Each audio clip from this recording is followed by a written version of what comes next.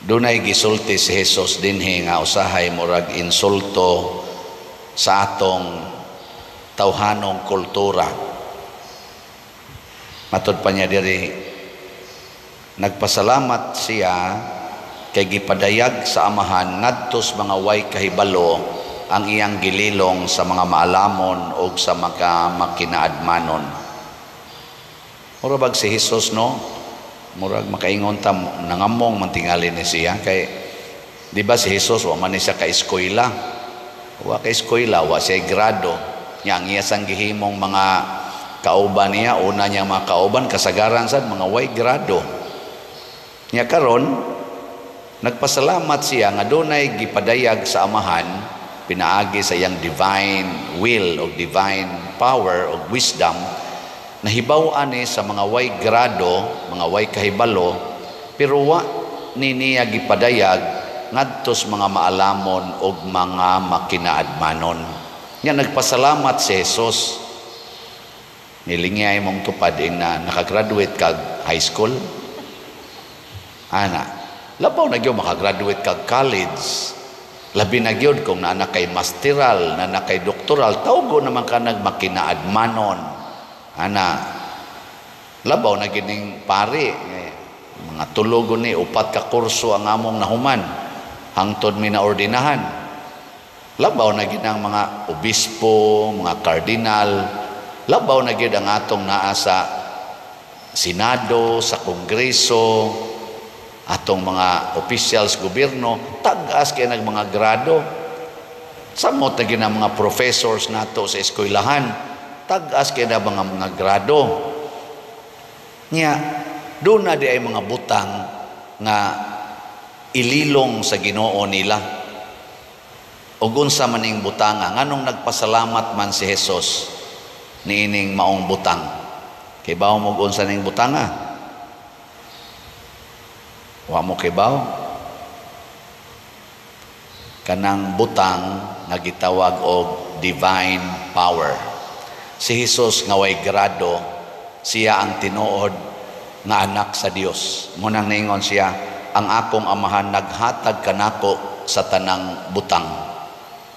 Sa ato pa, everything belongs to Jesus.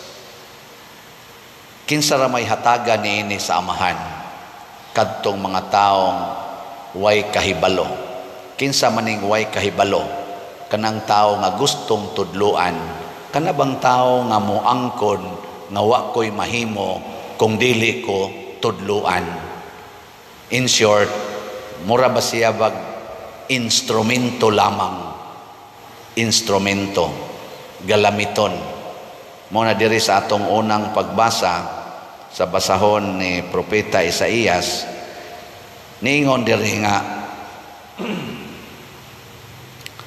ang Assyria gigamit sa Ginoo aron silutan ang mga nasod nga iyang gikalagutan. Gigamit niya nga kusgan ang Assyria na buntog niya ang daghang mga nasod. Pero nagpagarbo man Hinoon, nagpagarbo man ang hari sa Assyria, iya dayong bawian siya sa tanan nilang mga gahom. Kay matod pas Ginoo, manghambog ba ang wasay nga labaw siya kaysa tao nga naggamit niini? O magpagarbo ba ang gabas batok sa tao nga naggamit kaniya? O ang lipak ba'y mubunal sa nagunit niini? Kitang tanan, instrumento ratas Ginoo. Dili ta magpakaginoo, labaw tanan, di sad ta mga ambisyon nga atong suklan ang Ginoo. Sige, lingay mong tupad. Ing na martilyo ra ka, gambas ra ka, hait ka, pero di ka mudot o dili ka gamiton. Martilyo ka, makapadukdok kas lansang, pero wa jud kay mahimo kung dili ka gamiton. Wasay ka, makaputol kag dagkong kahoy, pero di jud ka kadot kung way mo gamit nimo. Ana. Ilaing lingi sa imong tupad, ing na pwede ti ka gamiton, ing na kanon. Pangutan abay na pwede tikang gamiton. Nya mo balibad na siya, siya nga, "Oy, di ko pagamit nimo kaya ang Ginoo ra gyud mo gamit nako." Nindota no. Mukablit imong bana, ikaw asawa, kablit imong bana, dai gamiton ti ka unsay mo itubag. Moingon ka nga, pawa diyang yawa ka. Ayaw, bana na nimo, instrumento mo nas Ginoo, pasabot, pagamit yung gana. Imong asawa, musugo nimo bana, or mugamit sa nimo, pagamit ka. Anak, pagpagamit mo sa inyong ginikanan, basta ang iyang gibuhat para sa kaayuhan sa inyong pamilya. Kay mga instrumento man as Ginoo, pras nako, gigamit ko sa Ginoo pagbaligyag slat. Unsa man na, nagpagamit ko sa inyong tanaw, nagpagamit parte na kong pagamit. Tulo na ron katuig, sige kong baligyag slots. Nya unsa may resulta? Ang atong mga slots nakahatag og daghan kaayong kaayuhan sa simbahan, sa mga katawhan, o sa uban pang mga lugar. Muna, congratulations ninyo sad nga nagpagamit. Nyag naamoy kwarta. Nya moingon ang Ginoo, gamiton ko na imong kwarta, ipalit nag slot. Inyong ipagamit o dili? Oy, mga buangon kay mustanan. Ipagamit, palit dayog slot. Atong SBF dag, o pagyapon ko'y update karon, pero atong SBF dag, tag 500 ra gid ni. Nakay 500 karon, ipagamit nas Ginoo. Ing kapader niya, mahurot ni akong 500 sige ko nighatag. Ayaw lagi kabalaka, kay ang tanang butang, naas Ginoo. Inigpagamit nimo nang imong 500, iya mo nang ibalik nimo gatusan kapilo. Diwa na. 500 times 100, pila na may mubalik nimo? Kwintaha ko no. Hindi, mga pila naman na. 500 times 100, upat ka 0. Ana, 50,000. 50,000. Nyag naa karoy 16 slot challenge. 8,000 man ni atong 16 slot challenge sa SBF dag. Nyag naa kay 8,000, imo nang ipalit, bali 16 ka slots. Ibalik na nimo 100. Kaya ang tanang butang naamas Ginoo, ang tanang bahandi naaman niya, ibalik niya nimo.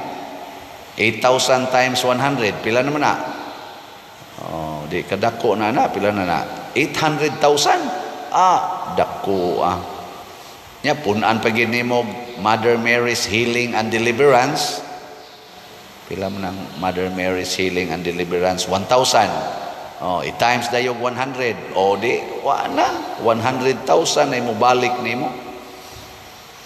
Tuo mo ana dili. No. Mao ni kay ni ak naman gud ta kasagaran og murag kita mo itag-iya. Mao lagi na ang ingon ang Ginoo, ayaw lagi pagpagarbo. Dili ikaw gabas ra ka. Dili ikaw mo gamit aron mo dot sa kahoy. Kung dili gamiton rata. Unya ayaw ka balaka kay kung mahabol ka, siya ra say mo baid nimo. Nga kung doon na kay dipikto, siya ra say mo ayo nimo kay ang tanang butang anaas Ginoo. Ang mga maalamon, ang mga dagko grado, labi na kining dagko naggahom, kasagaran gyud kasagaran di na mapaubsanon. Muasyom na sila nga sila mo itag-iya sa mga butang nga ilang nahuptan. Sa gahom nga ilang gihuptan, sila na tag-iya. Mabitan ni naggubot na nirong atong kalibutan, naggubat, nag-away, apil na dinis atong nasod, dihas gobyerno o sa simbahan, away, managsilingan, away, managkauban sa pamilya, away. Kay ako lagi mo'y gamhanan, ako'y gamhanan, dili instrumento lamang. Sige, mga asawa, assignment ni ninyo, paggamit na mo sa inyong bana ing na inyong bana iguli dong gamita ko sa naunsa man ka unsaon man ti ka paggamit ing na gamita ko sa pag-alagad nimo, pag-alagad sa tong pamilya, di na ko masuko kay instrumento ra day ko sa Ginoo. Maingon din na imong bana sana all. Niya ako sad gamita sa ko ninyo, unsaon man ko nyo paggamit, ako isipare. Di lang ko magpagamit sa madre. Pwede sad gamiton ko sa madre. Saon man. Nabi ay mga madre nga moingon sa pader, i-announce ra diha pader nga naami panginahanglan. Di ako dayong i-announce.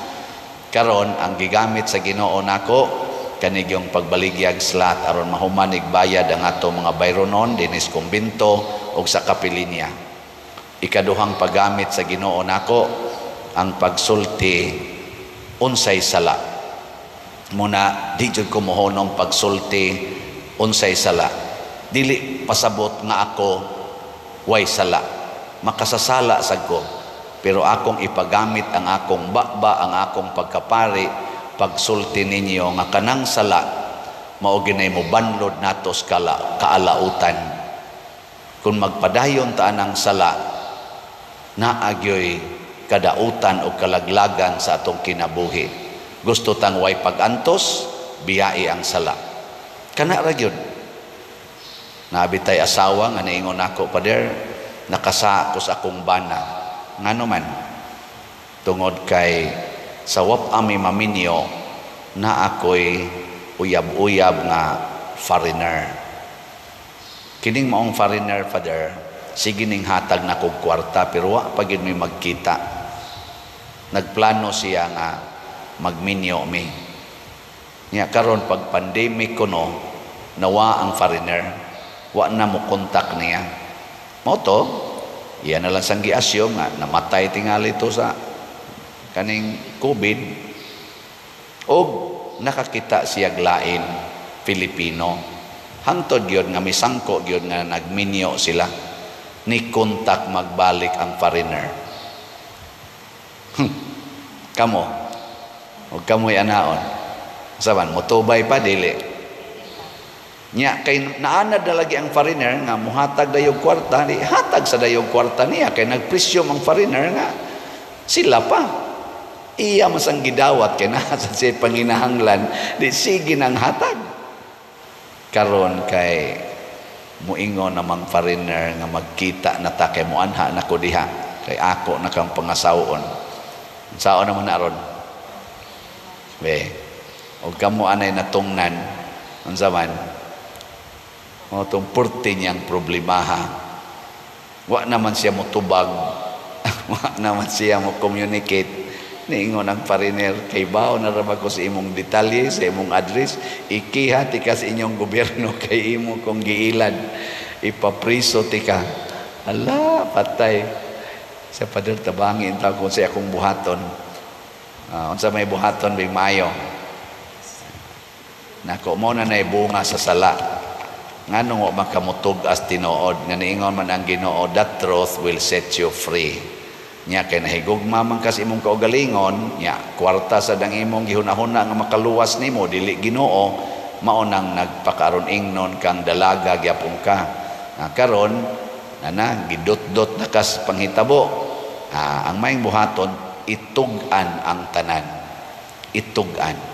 Kung ipapriso ka, papriso lang. Kung mapatay sa kas imong bana, pakamatay lang. Mas maay pa nang magantos ang atong lawas ug mamatay nga nalimpyo sa sala kaysa magsigi tagpakasa unya magantos ra gyapon ta hangtod na gyud ikamatay. Muna diri sa atong tubag sa Salmo niingon ta diri ang Ginoo dili mobiya sa iyang lungsod. Kinsa maning lungsod sa Ginoo? Ang mga taong nagtamod sa iyang mga sugo, ang mga tao nga nagsigi og sunod sa iyang mga pagtulunan. Sagdi lang sa atong pagtugas tinuod kini sunod tas Ginoo, sa atong pagbiya sa sala tungod kini sunod tas Ginoo. Tingali, dauton ta, biay-biayon ta, tamayon ta, upatyon kita. Sagdi lang. Kaya ang Ginoo, kay di man mo biya, og siya man sad ang tuburan sa tanan, iyarang ninduton pagbalik ang atong kinabuhi, nga mas nindot pa kaysa unang panahon, nga naglunang pata sa sala. Mahimo ba nas Ginoo? Yes, kay ang tanang gahom, og tanang butang, anaa kaniya.